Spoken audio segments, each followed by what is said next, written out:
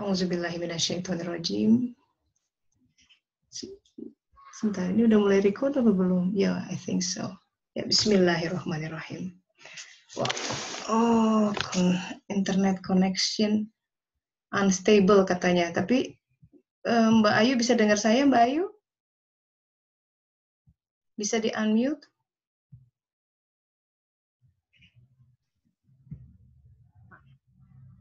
Ya, Mbak Ayu bisa dengar, Mbak? Cuman cek sound aja. Bisa, tapi memang tadi agak ada putus-putus deh. Iya, tadi ada Sekarang muncul. udah. Oke, baik. Tolong dikirim lewat chat kalau ada tiba-tiba putus suaranya, saya nggak tahu kan. Nanti kalau nggak harus lip reading. Oke ya, baik. Bismillahirrahmanirrahim. Sahabat-sahabat kajian suluk online yang semoga Allah rahmati, hari ini kita akan lanjutkan eksplorasi kita terhadap satu ayat Shirathul Mustaqim ini panjang banget ya, cuma bagaimanapun penting untuk paham. Karena ini doa sehari-hari kita dalam sholat, 17 kali minimal. Belum kalau sholatnya 50 rakaat ya, seperti yang dulu pernah Allah minta. Ihdinas Shirathul Mustaqim, mohon ditunjukkan kepada Shirathul Mustaqim. Di kajian yang lalu, dikaitkan dengan surat An-Nisa 66-69, bisa dilihat lagi suratnya, di situ ada prasyarat sebelum ditunjukkan ke Shirathul Mustaqim, ada dua hal yang harus dilakukan. Artinya ketika kita minta Shirathul Mustaqim dan kemudian seolah-olah kok tidak berfungsi doa itu, jangan-jangan dua persyaratan itu belum dipenuhi. Yaitu mati dari diri sendiri, gitu kan? Bunuhlah dirimu atau keluar dari kampungmu, begitu. Surat An-Nisa 66. Coba kita buka lagi. Bismillah. Ini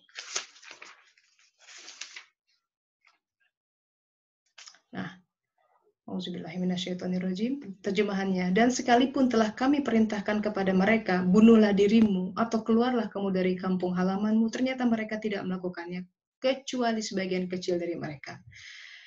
Padahal ini adalah persyaratan bahwa kata Allah itu lebih baik bagi mereka dan lebih menguatkan mereka. Jadi kalau kita hidup masih kelayangan gitu, belum ada pegangan yang jelas, ini obatnya sebenarnya. Coba. Tapi kan kita ingin eksplorasi makna bunuh diri dan keluar dari kampung halamanmu apa gitu. Kalau orang yang tidak paham melihat, Islam kok ajarannya serem banget ya, barang bunuh diri apa itu? Kita tahu sendiri fenomenanya, ada orang yang misperception makna bunuh diri, beneran di ngebom, aduh Masya Allah gitu kan, jadinya hancur. Tapi begini, yang saya perhatikan ya, persepsi tentang kematian ini yang harus menjadi dasar. Dan umat Islam itu melihat kematian berbeda dengan yang lain. Atau seminimalnya orang yang beragama, mau itu agama Samawi, Nasrani zaman dulu juga ya, bahwa kematian bukan akhir dari segalanya. Gitu. Justru kematian adalah sebuah gerbang menuju kehidupan yang baru. Oleh karena itu, ini sekarang lagi zaman pandemi nih ya. Dulu pandemi dari masa ke masa, dari zaman 400 tahun sebelum Masehi, orang selalu mengira itu sebuah kutukan Tuhan. Sampai orang memercikan apa gitu. Itu baru ketika ada penemuan tentang jadi Louis Pasteur menemukan ada penisilin dan lain sebagainya, baru orang kemudian berani gitu melakukan intervensi terhadap sebuah pandemi. Bahkan jauh sebelum itu di Italia sudah mulai ada upaya untuk melakukan karantina. Nah, jadi karantina itu mulai dari dulu sudah ada itu karantina. Bahwa kematian yang diambil oleh sebuah fenomena pandemi itu orang awalnya melihat itu sebagai God's wrath. Jadi Tuhan murka gitu kan. Jadi mereka melihat persona Tuhan sebagai suatu hal yang galak gitu kan, memarahi dan lain sebagainya. It's kalau orang Belanda bilang it's vindt niet leuk. Pokoknya Tuhan tuh bukan sesuatu yang dicintai, dipuja, adore gitu, tapi takut. Nah, pendekatan seperti itu mungkin pada zaman itu masuk. Tapi zaman sekarang orang ditakut-takutin malah pergi dari agama. Mereka, aku nggak mau ditakutin seperti itu. Saya mendengar sendiri. Di Belanda ini misalkan orang 50% lebih ateis karena dia kecewa dengan delivery agama seperti itu. Jadi zaman sekarang, generasi milenial apalagi, nggak kena ditakut-takutin. Dulu zaman kita SD, kita masih baca buku surga neraka tuh ya, yang ada buku tipis yang, takut. Maybe it works for us, but it won't work buat anak muda sekarang, anak-anak kita nggak akan kerja. Beda dunianya. Nah, tapi kembali ke kematian. Muslim pada saat itu jadi ada pandangan berbeda ketika pandemi terjadi. Para Muslim itu memandang ini sebagai martyrdom katanya. Jadi memang ada hadisnya soalnya. Orang yang meninggal di era pandemi, kalau dia sabar, dapat pahala syuhada. Coba bayangkan. Susahnya minta ampun syuhada. Syuhada itu kalau di surat An-Nisa ayat 69, salah satu dari 4 golongan yang ada di Shiratal Mustaqim. Coba. Golongan pertama nabi-nabi, yang kedua siddiqin, yang ketiga syuhada. By definition, syuhada itu orang yang sudah bertemu diri. Susahnya minta ampun. Kalau tidak dengan pertolongan Allah tentunya. Nah, dengan sudut pandang itu, orang melihat, wah ini lagi great sale gitu ya. Murah, dapat syuhada, asal mau sabar. Gitu kan. Tapi jangan menginfeksi diri sendiri juga ya, itu namanya kan Allah Maha tahu mana yang sengaja, mana yang tiba-tiba dapat. Itu niat itu dilihat.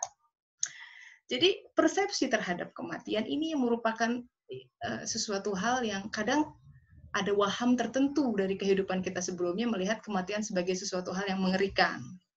Makanya kata Rasulullah ada penyakit wahan tuh menimpa umat muslim. Kita banyak tapi nggak ada harganya.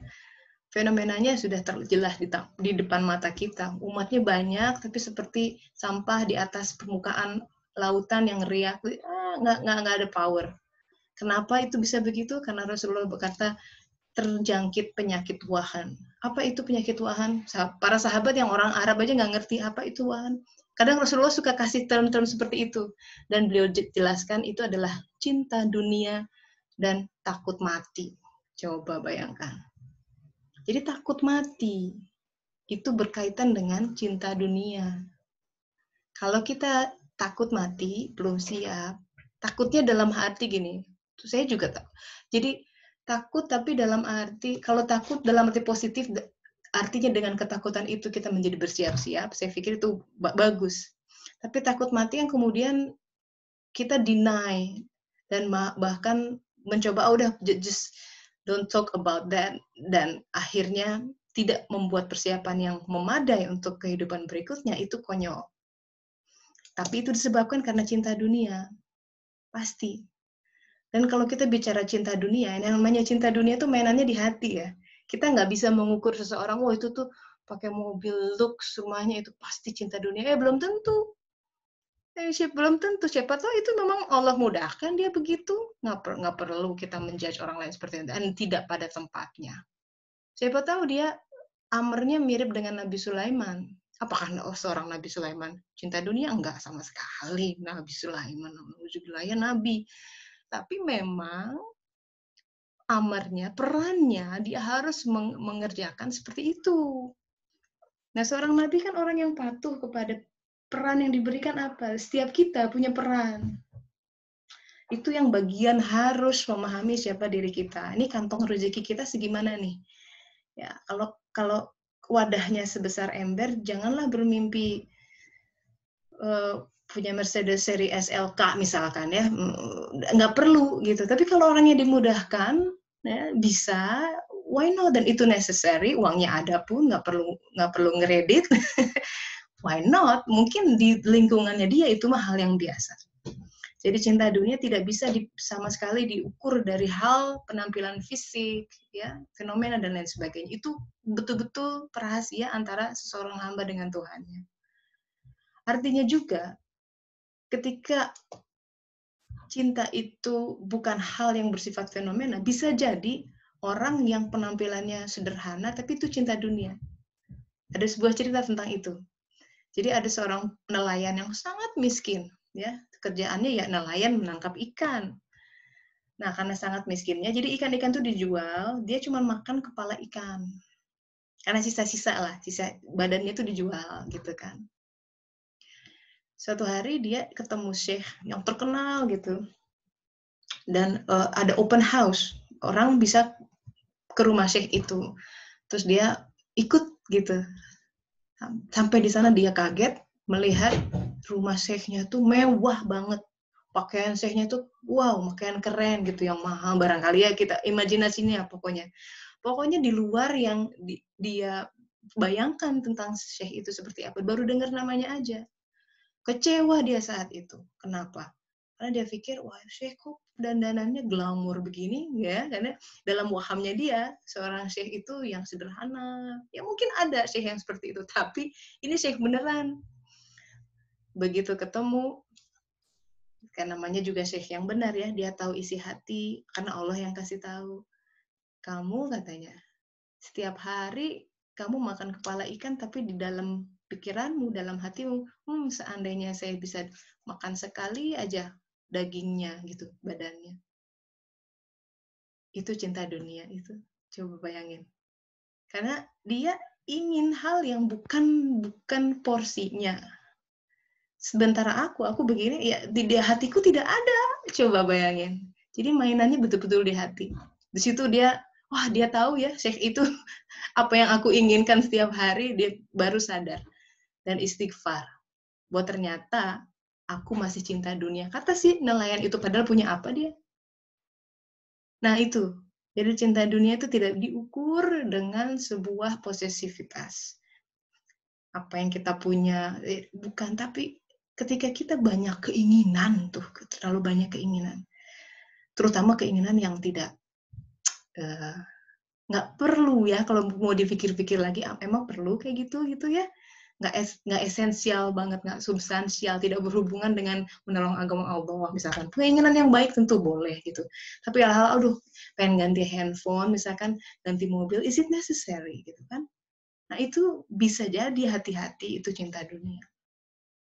Jadi cinta dunia itu begitu ya. Jadi orang miskin senalayan itu yang cuma menginginkan badan ikan, itu cinta dunia. Sahabat-sahabat, hati-hati. Keinginan kita yang tidak pada tempatnya, tidak bersyukur dengan apa yang ada, itu harus diistighfari. Nah, kalau sudah ada cinta dunia, biasanya takut mati, masalahnya begitu. Kalau sudah takut mati, ya susah ditunjukkan ke Siratal Mustaqim. Kenapa cinta dunia takut mati? Karena dia nggak mau mengubah, jadi dia menyesuaikan alamnya dengan apa yang Allah berikan. Pengen pokoknya yang buat aku yang keren tuh begini ya Allah. Padahal Allah sudah siapkan yang lain. Kan harus mati tuh dari keinginan yang itu. Susahnya minta ampun. Nah itu, selama dia pecah seperti itu, selama itu dia sakit. Nggak akan bahagia, percaya. Nggak akan bahagia. Karena selama itu juga dia kakinya berpijak di bumi yang Allah takdirkan, yang by the way tidak bisa diubah dengan apapun. Sementara keinginannya ada di mana? Pecah. Mending itu kalau nggak gila. Setidaknya gila dunia gitu. Pecah. Jadi dia tidak harmoni antara keinginan jiwa yang ingin menuju Allah dengan raganya yang kekeh ingin mempertahankan status quo. Pokoknya yang keren tuh seperti ini. Dan sementara sahabat-sahabat kita inevitably tidak terelakkan tumbuh, sudah ada waham dibentuk oleh lingkungan. Dari kecil, dari mulai SD, SMP, kamu hebat, kamu ini, kamu nanti kalau udah gede jadi ini ya, udah gede mau jadi apa? Dokter, kayak gitu. Jadi ada waham-waham yang, yang keren itu profesinya yang begini-begini. Kalau kamu pengen sukses itu harus masuk ke universitas yang ini, gitu ya. Atau punya jodohnya ini, itu waham. Dapatnya suami yang gini, pasangan yang gini, istri yang gini, biar keren kalau dibawa ke halal bihalal, bangga atau reunian, pokoknya mah habis kita diberangus oleh ikatan-ikatan waham dunia yang bilang bahwa kamu yang keren itu begini, kamu bahagia kalau kamu begini. Nah itu semua sahabat-sahabat dalam perjalanan suluk harus pakai tanda tanya dan harus diruntuhkan. Dan proses peruntuhan itu sebenarnya terjadi setiap hari 5 kali sehari dalam sholat. Karena ketika kita sholat, semua simpen tuh di bawah kaki. rencana kita, keinginan kita, cita-cita, ambisi, bahkan yang bersifat spiritual sekalipun. Dan kita harus berani kosong. Nah, bicara tentang kosong, ini kita masuk ke sini. Karena kalau kita bicara tentang kematian, itu ada kaitannya dengan tasbih sebenarnya. Itu materi kita hari ini. Jadi menyambung dengan kematian, apa sih membunuh diri kan mesti mati. Tapi mati itu apa gitu kan? Kok masih abstrak ini gitu. Gimana sehari-hari kita mengimplementasikan harus mati? Nah, Rasulullah dalam sebuah hadisnya pernah berkata ketika, jadi ada menarik sekali. Ada 3 gerakan ya. Kalau Rasulullah turun dari bukit, tuh ini ada gambar gini ya, ilustrasinya. Turun gitu, itu beliau bertasbih, subhanallah, subhanallah, subhanallah, subhanallah. Sampai fisiknya begitu. Jadi kalau lagi mudun gitu ya, kan kenceng tuh dia subhanallah, subhanallah. Tapi kalau melalui jalan yang datar, beliau zikirnya alhamdulillah, alhamdulillah. Tapi begitu jalannya nanjak, itu takbir. Allahu Akbar, Allahu Akbar, Allah. Nah, tasbih itu, ini mungkin ada Pak Faisal yang nanti bisa tambahkan ya, yang lebih jago bahasa Arabnya. Kalau saya bisanya cuma nge-google doang bahasa Arab. Tapi yang menarik ini, tasbih itu dari kata-katanya, itu bermakna, selain kita mensucikan Allah, ya, tapi apa maksud mensucikan Allah? Allah Maha Suci, subhanallah, subhanallah. Coba kita gali ya. Dari katanya itu ada yang disebut dengan as-sabah gitu ya. Itu artinya kosong. Kosong. Sabaha kemudian artinya adalah mengalirkan diri. Nah, ini nyambung nih antara kosong dan mengalirkan diri. Jadi coba kita lihat agak-agak fisika zaman SMP nih. Kalau benda jatuh dari atas ke bawah, itu dia hanya simply mengikuti the force of gravitation, betul? Karena kita sedang ada di alam dunia. Jadi kalau kita ada batu nih gelindingkan, dia bertasbih, menggelinding. Karena batu tidak punya hawa nafsu. Kalau turun ya turun. Karena kalau manusia menggelinding, dia agak mempet-mempet tuh biasanya ke kiri, ke kanan. Itu di kitab Nabi Idris begitu. Kalau batu gelinding ya gelinding aja, nggak takut. Tapi kalau manusia mikir, aduh nanti gimana nih? Aduh, mikir. Jadi ngegelindingnya nggak indah. Nggak kayak batu gitu ya. Jadi bertasbihnya dia agak kiri, kanan, repot. Gitu. Nah, sebentar, ada chat ini. Oh, suaranya hilang? Betul? Ada lagi nggak Mbak Ayu? Not if it... Ada, oke. Good. Nah itu, jadi tasbih itu ketika kita subhanallah, subhanallah, subhanallah. Tasbih itu kata-kata kunci yang besar.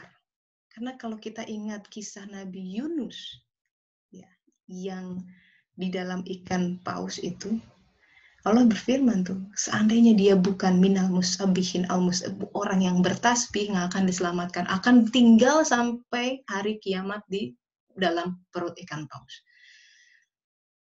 Kan doanya la ilaha illa anta ini kuntum minaz zalimin, keluar. Itu doa pamungkas kalau kita lagi dalam perut ikan pausnya, tidak secara real paus, tapi paus kita berupa kejumudan, kegundahan gitu ya, kok sulit gitu. Hal-hal yang menutup kita, itu kita perlu bertasbih tuh. Seandainya dia bukan orang yang bertasbih, akan terus di dalam masalah itu sampai mati, nauzubillah. Terus aja masalahnya itu sama dia lagi, atau fenomen inti yang sama tapi dengan orang yang berbeda. Coba, mau begitu hidup? Gak mau kan? Kita tuh ingin bahagia hidup itu. Dan Al-Quran is a book yang menunjukkan kepada kebahagiaan sejati. Bukan kebahagiaan palsu yang bersifat fata morgana yang sangat tergantung dengan sebab akibat dan fana. Nah, Allah mengajak, coba yuk aku bimbing ke dalam Shirathul Mustaqim. By the way, Shirathul Mustaqim adalah jalan kebahagiaan kita masing-masing yang patut kita perjuangkan. Nah, jadi tasbih itu ketika dia kosong dari diri sendiri, ada kata kosong dan kematian, nah di situ dia baru bisa mengalir sesuai dengan, jadi mengalir Mengalir itu ya, yang kalau kita ya, kalau daun mengalir di sungai, daun nggak perlu ngapa-ngapain, just play dead. And then biarkan the current, ya, aliran sungai membawa dia kemanapun dia pergi. Itu tasbih. Diawali dengan hilang itu cinta dunia, harus kosong. Nah, bicara kosong ini ada ibadah lain yang erat dengan kekosongan. Satu-satunya ibadah yang kata Allah, yang lain boleh diperhitungkan oleh malaikat, tapi yang ini langsung ke aku. Saking pentingnya ini, karena ini antara aku dengan sang hamba, yaitu saum. Coba, ini mumpung habis bulan ini masih Syawal ya, lanjutkan deh saumnya. Kalau nggak Senin Kamis, silahkan saum Daud. Itu wow, efek transformasinya betul. Kita kosongkan perut kita, belajar mati, bilang sama raga, hei kamu, diam dulu ya, nggak usah mikir-mikir bakso, mikir-mikir makanan yang enak, dimatikan keinginannya. Kita belajar dari aspek raga dulu, dimatikan. Saya pengen, aduh padahal Daud enak gitu, tapi gitu, tahan dulu 14 jam atau sekian. Itu mulai dari situ, betul. Mulai, dan kemudian tasbih itu kan berkaitan dengan kematian. Hanya dengan ketika kita mengosongkan diri sendiri. Itu esensi tahlil, la ilaha illallah. Jangan ada yang mengontrol diriku kecuali dia. La ilaha illallah. Tidak ada yang lebih penting ya Allah kecuali engkau. La ilaha illallah. Tidak ada yang lebih membisikkan kecuali engkau. Itu doa Rasulullah. Jangan engkau serahkan diriku kepada diriku. Jangan engkau serahkan aku bahkan kepada diriku sekejap mata. Itu Rasulullah. Dan nabi-nabi.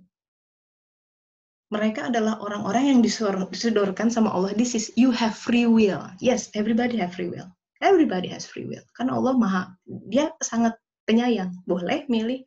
Tapi mereka yang adabnya tinggi, para rasul, tidak ya Allah. Aku ingin engkau pilihkan. Aduh, itu kan. Gimana enggak? Saya punya pengalaman nih soalnya. Dari 2 anak saya itu, si Rumi yang bungsu. Kalau Elia, kalau disodorin apa-apa, dia langsung milih. Nah, memang karakternya beda. Tapi Rumi itu, Mama mau yang mana? What do you want me to do? Terlalu itu nanyanya begitu. Jadi, tapi di saya ada perasaan ini anak menyerahkan dirinya kepadaku, gitu ya.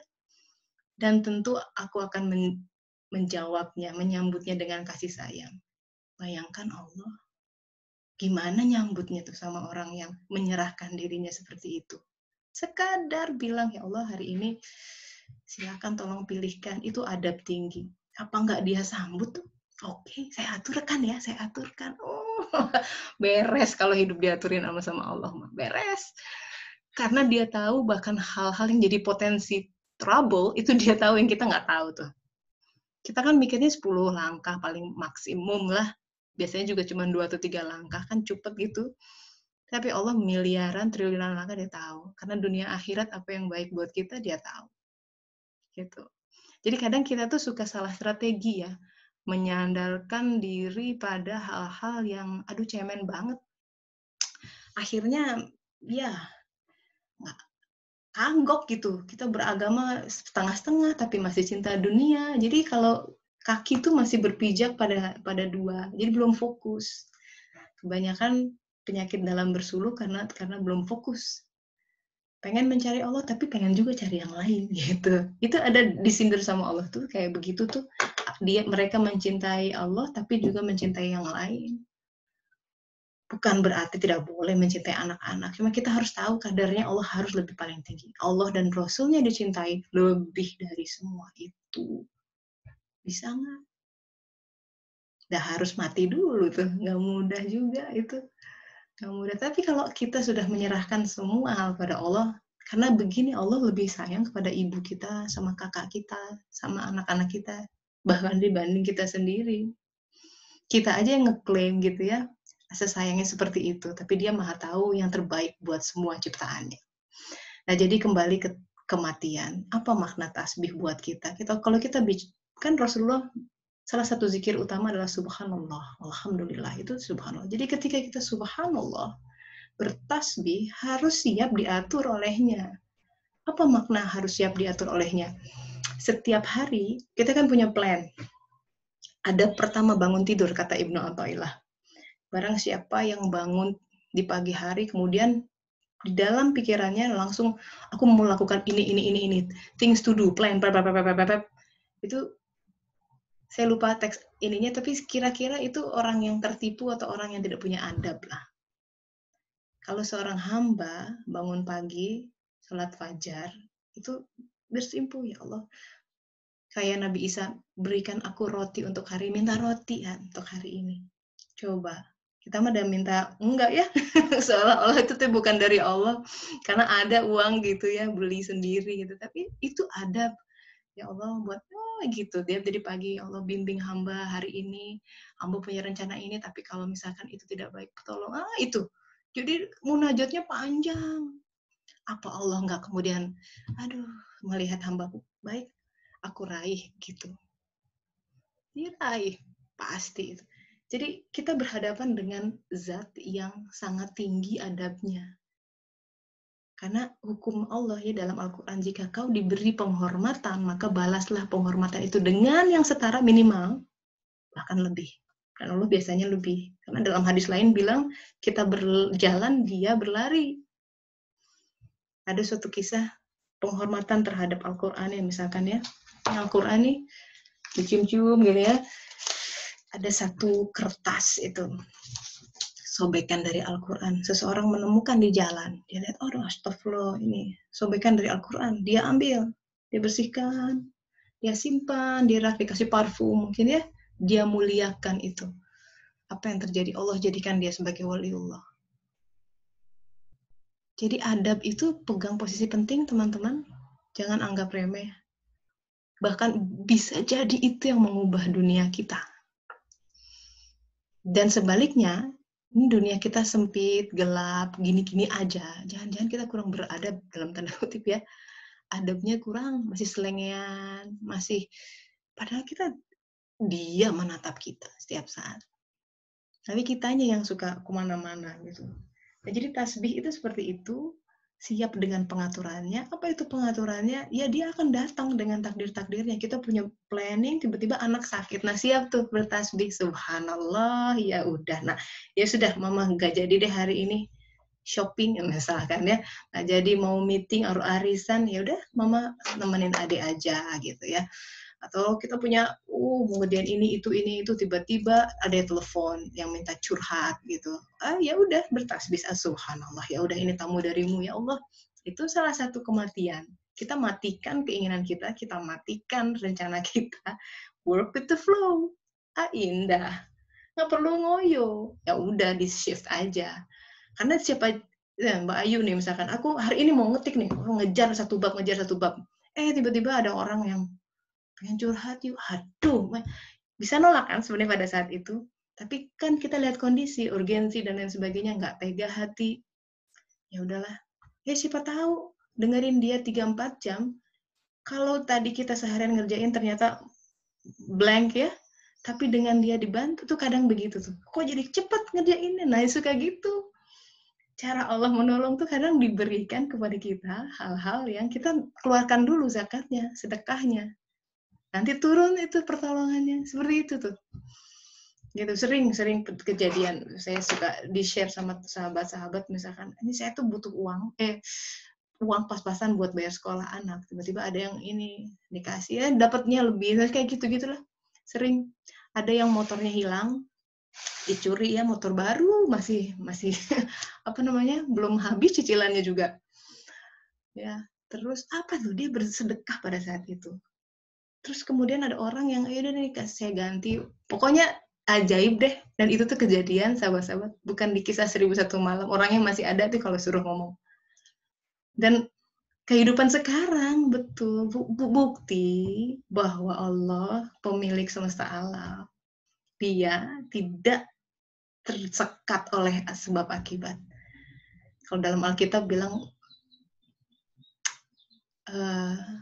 dengan bersama Tuhan semua mungkin. Tapi kata kuncinya tuh bersama dia. Itu sulit itu bersama dia. Karena dia mengkondisikan kalau ingin bersamaku, ya, karena dia yang maha suci, pertama hati bersih, ya itu kekosongan, mesti mati.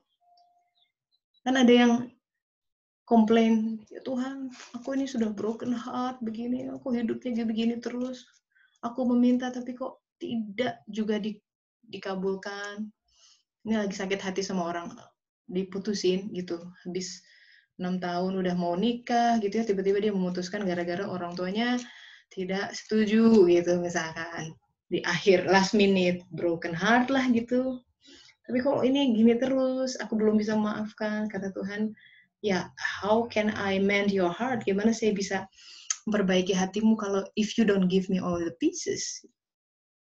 Kita tuh minta ya, hati kita yang retak ini tolong diberesin, tapi kita yang ini buat ini. Jadi nggak penuh. Kalau kita kasih proyek sama orang tuh nggak kasih kepercayaan sepenuhnya untuk dibereskan, kita masih pegang satu sama lain. Nah itu nggak akan menjadi optimal efeknya. Jadi sekali lagi doa kita ihdinas siratal mustaqim itu mengharuskan hadirnya sebuah adab yang baik tentang sebuah penyerahan diri. Mau nggak diatur sama Allah Ta'ala lewat takdirnya? Mau nggak berdamai dengan takdirnya yang sudah terjadi? Maafkan yang menyakitimu, maafkan yang menipumu, maafkan yang sudah mengecewakanmu, karena semua sudah terjadi. Apapun yang terjadi adalah dengan izinnya. Jika dia mengizinkan, pasti banyak kebaikan di dalamnya. Kalau kita belum paham, istighfar saja, sampai dia menurunkan sebuah ilmu, dan kita bisa bilang, Rabbana, ma khalaqta hadza batila, tidak ada yang kina azab benar. Makanya diikuti dengan lindungi dari neraka. Karena begitu kita paham, itu neraka hilang tuh. Jadi nyes. Gitu. Selama nggak paham, itu masih bara di dalam diri tuh. Kerasa banget. Itu karena belum paham. Benar itu, karena belum paham. Karena Nabi Khidir bilang dia dalam Musa di Al-Kahfi, bagaimana kamu bisa bersabar atas sesuatu yang kamu belum punya pengetahuan di dalamnya. Jadi sabar itu perlu ilmu. Kita belum sabar oleh perilaku seseorang karena kita belum paham kenapa dia begitu. Gitu ya. Ya, ada teman saya yang bilang 20 tahun gak bicara sama bapaknya. Kesel. Ya. Tapi begitu dia tahu hal sesuatu, nyes hilang gitu. Jadi pengetahuan itu membuat kita lebih kokoh. Nah, ilmu itu didapatkan ketika kita mau tasbih seperti ini. Karena topik kita tentang tasbih gitu ya. Nah, bicara tentang tasbih, itu dalam posisi sholat, ada dua posisi. Ya, ada hadisnya nih, saya bacakan. Subhanallah.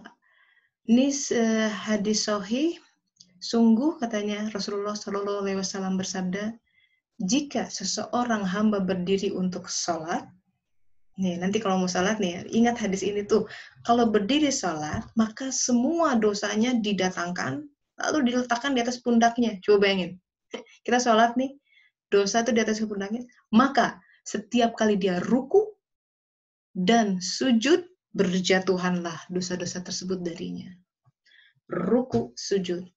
Dua-duanya kondisinya mesti baca tasbih. Tuh kan nyambung. Ruku dan sujud itu dua posisi kematian sebenarnya. Dua-duanya harus bertasbih. Subhana rabbiyal azim, subhana rabbiyal azim. Mati. Apa dari coba? Ini yang dimatikan, lihat posisinya. Begitu dia berruku, yang tadinya pikiran, akal pikiran rasional kita di atas, tiba-tiba dibuat sejajar dengan hati. Ini adalah posisi di mana kita mulai mematikan rasio untuk sementara, untuk memberi ruang buat hati nurani. Ini adalah posisi di mana kita mulai mendengarkan hati nurani. Rasio bilang begini, ya misalkan, tapi kayaknya nggak enak ini. Nah itu tuh mulai, itu kita berruku. Dalam Al-Quran atau Sunnah dikatakan malaikat itu ada yang ruku dan sujud terus, umur itu berabad-abad itu kerjanya cuma ruku gitu. Itu simbol. Ada malaikat yang cuma sujud aja, itu juga simbol. Nah Allah katakan posisi yang paling dekat seseorang dengan hambanya adalah sujud. Lihat, yang paling atas ini hatinya di atas. Jadi dia hati. Kenapa hati? Karena Allah bicara, ingat surat At-Taghabun 64 ayat 11, Allah berfirman, ya, petunjuk itu lewat hati. Jadi dengan kata lain, ini tasbih yang sudah jenis ini adalah dia sudah mengutamakan, pokoknya kalau nggak pilihan Allah nggak mau. Milih baju, milih apa, sampai dim gitu, merenung gitu pilih. Kalau dulu impulsif, oh ini bagus, mana sekarang, zaman sekarang shopping tinggal klik, klik, klik, klik, gampang ya. Mana ada iklannya di Facebook, aduh, dia pasang algoritma kita, kamu suka apa gitu kan, muncul lagi, aduh. Nah, hati-hati gitu. Adabnya ingat, bahkan mintalah garam kepada dia untuk makananmu. Apalagi baju, apalagi gadget ya, mobil dan lain-lain. Hal-hal yang itu dihisab sahabat-sahabat, Masya Allah.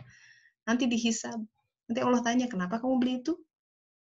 Kan itu uang dariku. Menurut kita aja, kita kerja, ya kerja kata Allah. Kalau aku tidak beri tenaga, aku tidak, itu saraf-saraf saya tidak, itu dibuat lumpuh, coba. Mana yang, nggak ada modalnya kita mah. Nggak ada modal. Hidup itu semua diberi, tahu-tahu ada jiwa, ada jasad, tahu-tahu lahir, nggak ada modalnya, modal Allah kasih pinjam semua. Jadi kita nggak bisa klaim kepintaran, semua nggak ada. Nah, akhirnya ya itulah tasbih. Kita belajar mati, belajar tasbih seiring dengan kita bertasbih setelah sholat. Makanya tasbih itu kemudian diikuti tahmid, dan nanti baru bisa takbir, bisa mi'raj. Gitu. Nah, sebelum berpanjang-panjang deh, kita coba sharing session ya. Kita punya 16 menit kira-kira. Ada Mbak Irma juga di sini.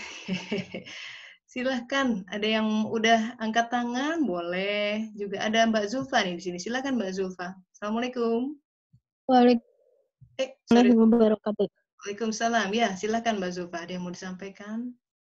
Aduh, ini beberapa kali saya sering Ya, di sini Mbak Arum ya. Baca dari postingannya Teh Tessa yang di kajian suluk di WA ya. Itu semuanya rata-rata kena banget gitu. Pas dengan beberapa peristiwa yang saya lagi alami dalam keadaan sehari-hari lah ya. Contoh. Kemarin lagi galau sedikit gitu tentang, biasa kalau saya sebenarnya ini sedang mendekati anniversary ya untuk pernikahan ke 22 tahun gitu. Nah, kadang saya tuh suka, orangnya tuh kan suka macam-macam ya, banyak kegiatan atau apa gitu. Nah, itu tiba-tiba punya keinginan yang mencetuskan keinginan A gitu misalnya. Nah, terus kalau misalnya keinginan itu kurang match gitu, galau juga ya, kadang kita, aduh kenapa ya kok nggak pas gitu. Nah, tiba-tiba ada gitu tulisan yang masuk dari Teh Tessa maupun dari Kang Heri gitu ya di WA atau di Facebook, saya baca. Kayaknya ini kena banget nih ke saya nih. Ini kayak kritik nggak langsung nih gitu ke saya gitu. Saya baca, saya selami, apalagi nih yang hari ini nih tentang keinginan itu ya. Wah iya ya. Mungkin saya selama ini lupa menyampaikan kalau punya keinginan walaupun yang kecil atau apa tuh keinginannya dibawa dulu dalam permintaan kepada yang maha memberi segalanya gitu. Nah ini saya seringnya kan gitu, kalau misalnya gini, ke suami misalnya, nanti kita ini yuk apa-apa gitu. Nah itu kan keinginan kecil kita gitu ya. Iya. Sharing bersama pasangan gitu. Padahal saya lupa tuh harusnya ngomong aja dulu gitu ya, minta dulu misalnya kepada yang maha memberi segalanya. Ini bener nggak sih di hati ada keinginan kayak gini? Nah, kadang-kadang kalau misalnya pasangan merasa nggak penting banget sih, misalnya menurut cara pandangnya beliau seperti itu misalnya, ya bisa jadi kan, jadi ada percikan ya, aduh galau perasaanku yang kayak begini nggak matching sama maunya dia gitu. Nah, jadi tiba-tiba yang kayak gitu tuh alhamdulillah ya, saya suka ikut kajian suluk online ini dan juga baca-baca serambi suluk yang di WA grup maupun tulisan-tulisan Teh Tessa dan Kang Heri itu di Facebook ya. Aduh Masya Allah, alhamdulillah saya bersyukur itu tiba-tiba Allah tunjukkan gitu, membuka banyak cakrawala berpikir saya juga, hati itu jadi gitu. Kayak gini, di mana nih jawabannya? Kenapa nih begini? Tahu-tahu pas lihat di timeline, kok kayak gini ya? Ini apakah Masya Allah, ya, ya. saya gitu? Ya seperti itu deh Teh. Jadi mengosongkan itu dan memohon kepada Allah tuh merasa banget ya itu emang udah nggak boleh lah di nomor sekian kan, itu harus nomor utama menurut saya sih, itu aja dari Betul, betul. pengalaman ini ya. Itu Ya, Teh, alhamdulillah gitu bisa alhamdulillah, iya. mendapat sedikit apa ya, buat saya tuh sentilan gitu ya, ini kok ini ya kayak ketahuan gitu, kayak dibuka, ini kok begini ya gitu. Nah itu tuh dari tulisan-tulisan itu gitu, saya senang banget. Alhamdulillah Teh, terima kasih pencerahan saya. Alhamdulillah, itu cara Allah lewat mana Manfaat. aja bisa, ya, alhamdulillah. Ya, semoga istiqomah ya Mbak Zulfa. Amin, amin. Amin, Mohon amin, insya doanya Allah, Teh. insya Allah, semoga ya. Baik, terima Amin. kasih Mbak Zulfa sudah sharing. Sama-sama. Iya, ini ada Mbak Arum, silahkan. Assalamualaikum Mbak Arum. Sebentar, bisa di-unmute supaya Sudah kedengeran? Ya, sudah. Alhamdulillah. Ya, alhamdulillah. Teh, ini saya sudah ikut 2 gelombang, tapi ini baru pertama kali bisa ikut live. Kemarin sempat, tapi Alhamdulillah. waktu masih kerja, jadi nggak enak karena nggak nyaman. Jadi akhirnya di live dulu, tapi selama ini berusaha untuk selalu dengerin rekamannya, cari di YouTube juga. Ya. Senang sekali ini akhirnya dapat kesempatan waktu ada shift nggak masuk, jadwal giliran untuk nggak masuk, terus tuker sama teman untuk dapat hari Kamis. Oh, alhamdulillah. Ya, Dinas di mana, Mbak?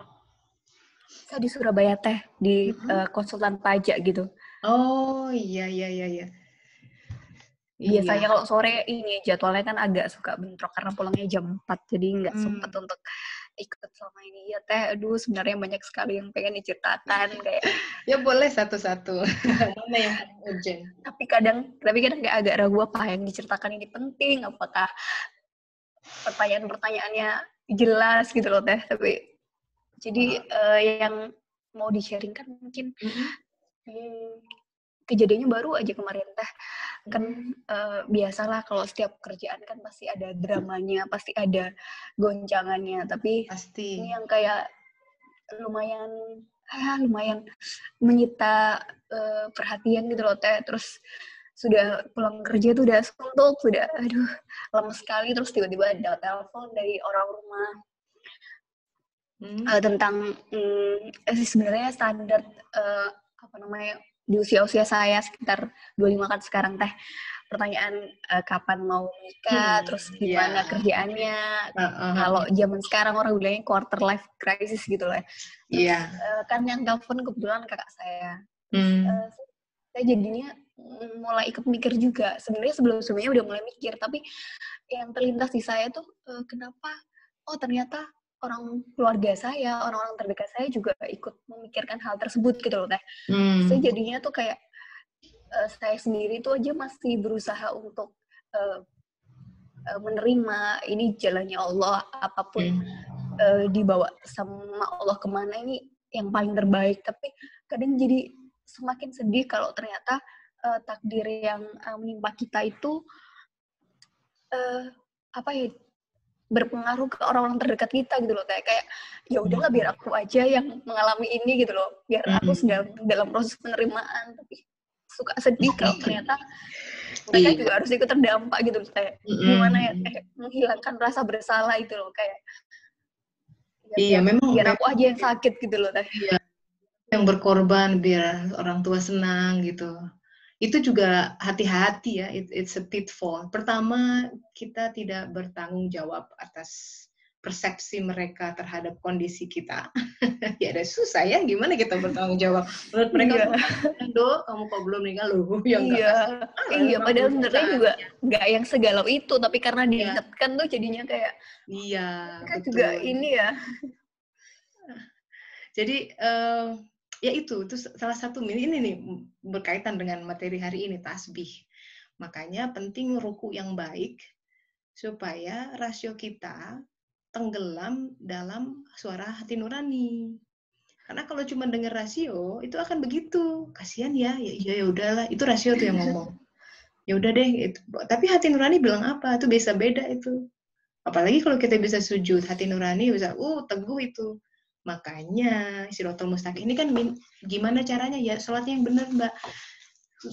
Khusyuk kan, karena ini ya, ini hukum Al-Quran sekali. Coba buka lagi tuh surat An-Nisa ayat 66 tadi ya, kita di awal kan tentang ini. Kalau kita minta Shirathul Mustaqim, itu syaratnya adalah membunuh dirimu dan keluar dari kampungmu, gitu kan pembahasan kita. Nah, yang menarik di sini di surat An-Nisa ini ayat 66, sebenarnya itu hal yang perintah yang lebih baik bagi mereka dan menguatkan, inilah meneguhkan. Ini maksudnya. Itu peneguhkan. Artinya kalau kita bilang enggak, belum, kita bahkan bisa menjadi menenangkan mereka. Selama kita belum tenang, mereka juga akan goyang. Jadi kalau kita udah tenang, mereka ikut, kok anaknya tenang ya? Jadi mama ikut tenang gitu. Tapi kalau kita belum teguh, belum kuat hatinya, diapa-apain sama orang, kita akan cenderung jadinya terombang-ambing gitu.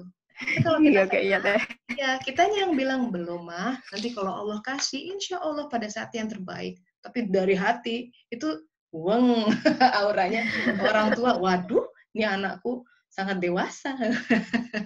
Setelah kerja di Wageningen, Mbak Ayu, terus ya.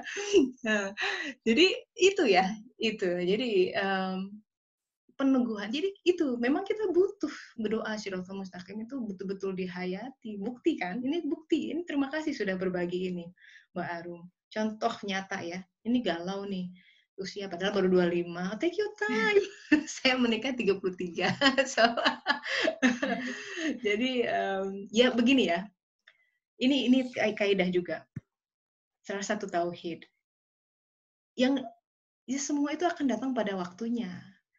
Rasio orang yang bilang kamu telat, kamu kecepetan, itu waham banget deh. Let that ideas go. Bahwa kamu telat nikah, itu nggak ada yang namanya telat nikah. Semua itu akan datang pada masanya. Telat itu karena kita bandingkan dengan yang lain. Padahal kaidah bersuluk kan nggak usah banding-bandingin. Ada yang nikah 20, ya nggak apa-apa. Memang rezekinya datang 20, udah ada di Lauh Mahfuz. Ada yang datang 33, ada yang datang 40, ada yang datang 50. Telat tinggal 50, menurut akal pikiran, telat. Tapi kalau kata Lord of the Rings, sudah ada film ketika Gandalf datang, kok kamu telat, kata si Frodo. Kata Gandalf, wizard nggak pernah telat. Jadi takdir Allah itu nggak pernah telat, memang datangnya pada saat itu. Yang bikin telat itu si rasio nih, makanya dia harus ditundukkan. Nggak paham nih, rasio nih nggak nyampe gitu, bahwa ini bukan telat, memang saatnya. Nah itu yang kita belum paham. Bagaimana pengaturan dia. Selama kita masih terjerat oleh kata-kata terlambat, terlalu cepat, kurang, jadinya kita menghanyutkan pada fenomena, dan itu out of our hands, ya, kita jadi nggak bahagia dan sengsara gitu. Jadi kembali bagaimana caranya biar teguh sholatnya, dikhusyukkan gitu ya, begitu ruku betul-betul, ya Allah. Kalau kita teguh, nanti ya semua akan indah pada saatnya, begitu kan? Saya juga pengalaman soalnya kayak gini, Mbak. Setiap halal bihalal atau pertemuan arisan keluarga, stres yang ada ditanyain begitu-begitu aja. Tapi begitu saya sholat benar gitu ya, nggak stres lagi. I don't take it personally. Diajakin bercanda aja gitu. Jadi selama kita masih take it personally, sebenarnya kita masih punya, masih apa ya? Ada yang sepaham dengan mereka gitu. Karena kita masih kena tuh kan hatinya ya. Masih bilangin begitu berarti kita masih setuju dengan apa yang mereka katakan. Tapi kalau kita enggak, tenang aja, kalau belum saatnya ya belum gitu. Dibawa asik-asik aja, dibawa ringan. Kalau mereka lihat kitanya juga tenang gitu ya, bahkan bisa insya Allah, bahkan itu cara kita berdakwah dengan menunjukkan sebuah kualitas tasbih tertentu gitu. Kita mengalir kok. Saya begini tuh ya bukan saya pilih-pilih, bukan saya merekayasa, kayak saya mengalir sesuai dengan ini Allah. Itu Mbak Harum. Ya, terima kasih Teh Syos pengingatnya. Alhamdulillah ya bertasbih dengan alirannya. Insya Allah pada saatnya ketemu. Tapi ya ini bukan worst case scenario, tapi ada skenario lain. Karena ada nih kasus sudah hampir 60 belum juga ketemu jodohnya. Siapa tahu di akhirat nanti, terus kemudian dia nah itu juga itu apa namanya pelajaran lain. Kan ada saya bilang ya, itu seorang perempuan meminang seorang waliullah, wali songo, aku ingin dijadikan sebagai istrimu. Kata sang wali itu, memang kamu jodohku, tapi bukan di sini, tapi di alam nanti. Nah loh, gimana tuh? Tapi karena dia orang salehah ya, dia nerima aja bertasbih. Gimana tuh? Sampai akhir nggak ketemu misalkan. Nah, berani nggak mati tuh diatur sama Allah. Memang porsinya seperti itu. Kan harus kembali tasbih lagi. Yang paling tahu yang terbaik buat kita siapa? Karena ya manusia itu kalau cuma rasio, kita kan bilang, aduh siapa tahu kalau nikah bikin orang bahagia. Sekarang Mbak nikah ya, terburu-buru melanggar semua ini, maksudnya nggak mengikuti adab gitu, hati-hati. Pokoknya karena ingin membahagiakan orang lain. Begitu nikah belum tentu bahagia, ribut ya. Oh kata orang, udah Ndok punya anak biar ada panteng gitu. Punya anak malah repot. Belum tentu. Jadi semua remedi ya yang kita pikirkan itu bahkan bisa jadi bikin kita tambah ruwet. Itu bahayanya kalau tidak berserah diri. Ya, nauzubillah. Pokoknya ya, ikutin Allah. Karena gini, takdir kehidupan itu, ya, itu seperti jalan semut gitu. Di satu cabang ada 4 opsi misalkan ya. Kalau kita ngambil opsi 1, kan ada 1, 2, 3, 4. Itu nanti aksesnya ya, konsekuensinya apa ada di situ. Jadi namanya takdir itu tidak bisa diubah karena tinta ciptaan sudah kering. Doa itu fungsinya tidak mengubah, tidak menghapus, tapi diganti tuh lainnya ke lain-lain yang lebih baik, mendatangkan sakinah seperti itu. Ya, aduh ini panjang lagi nanti, tapi semoga Mbak Arum dapat dulu poinnya hari ini. Ya, yang tenang aja ya. Kita jawab dengan baik ya, tidak dengan ketus, tidak dengan iya mah, doain aja pokoknya. Insya Allah kalau pada saatnya insya Allah dapat kok gitu. Kitanya tenang dengan akhlakul karimah, insya Allah mereka tenang. Gitu ya. What a social pressure. I know this, I've been there, so don't worry gitu ya. Kalau saya bisa selamat, Mbak juga bisa. Insya Allah. Iya, insya Allah ya Mbak Arum. Ini ada pertanyaan dari Mbak Eva. Mana nih? Lewat chat ya. Bagaimana kita mengetahui bahwa petunjuk itu berasal dari Allah? Terkadang kita terlalu besar menginginkan hal tersebut sampai merasa itu petunjuk dari Allah. Contohnya keinginan anak sekolah di sekolah tertentu. Nah, iya ini memang tidak mudah ini membacanya. Kaidahnya adalah ini. Jadi kalau kita bermain selalu dalam ranah Quran dan Sunnah gitu. Jadi juga diukur dari 3K. Biasanya kalau bukan petunjuk Allah itu nabrak-nabrak 3K itu. Jadi keluar dari pertama, apakah ada keinginan? Keinginan sudah ada, cek ya. Apakah ada kemampuan? Nah ini harus jujur, jangan memaksakan diri. Juga kemampuan itu bukan hanya sekedar finansial, menyalurkan anak sekolah tertentu, tapi kemampuan anak juga. Karena saya ada punya cerita nih Mbak, si anak ini dia posisinya di Bandung, Dago ya. Terus katanya udah sekolah kamu yang bagus itu daerah Cimahi. Pokoknya keren pada saat itu. Dan itu ya, kepala sekolahnya kenal barangkali seperti itu. Dan Dago Cimahi itu aduh jauh banget, mana macet gitu ya. Yang ada si anak tiap pulang sekolah capek, boro-boro ngerjain PR, boro-boro yang lain sebagainya. Nggak happy pokoknya anak, kelihatan. Kemudian berdoalah dia, dan ditunjukkan adalah sekolah yang dekat di Mustopo, ya daerah Dago itu. Cuman 10 menit mungkin nyampe, happy dia. And she grew up fine. Nah itu ya, jadi keinginan, kemampuan juga diatur dari kemampuan orang tua, kemampuan anak. Dan kesempatan, lihat apakah momennya tepat atau tidak. Semoga itu bisa membantu gitu Mbak Eva. Juga dari Mbak Zulfa, ada chat, ini ada sebuah pertanyaan, ingin saya tanyakan tapi lupa. Apakah ditunjukinya kita tiba-tiba ikut kajian suluk seperti halnya terpilih masuk Hogwarts? Hogwarts ya, Harry Potter. Karena beberapa teman bahkan suami saya ajakin beberapa kali untuk ikut kajian suluk, belum pada mau. Jadi saya pikir sepertinya memang tergantung dia. Iya. Ya memang pertama semua itu tergantung dia, yang kedua ini masalah selera saja ya. Bukan berarti yang ikut ngaji tempat lain. Ya ini saya selalu menggambarkan begini, kita mengunjungi prasmanan ya, tahu di pernikahan tuh kan banyak itu menunya. Boleh milih, yang nggak suka sambal goreng jangan ambil, ya silakan ambil. Nah saya hanya kajian suluk ini salah satu menu, yang suka monggo, gitu. Yang tidak suka ya nggak usah. Bukan berarti yang makan tahu jadi kurang ibadahnya, yang enggak lah ya. Itu semua hanya masalah apa. Mungkin ada yang cocok ke Ustadz Anu, ya silakan gitu. Allah kan sangat luas khazanahnya, gitu ya. Demikian sahabat-sahabat, sudah waktunya sejam sudah berlalu, ternyata cepat sekali ya. Semoga bisa diambil pelajaran tentang tasbih. Work with the flow, his flow. Ini nggak mudah loh.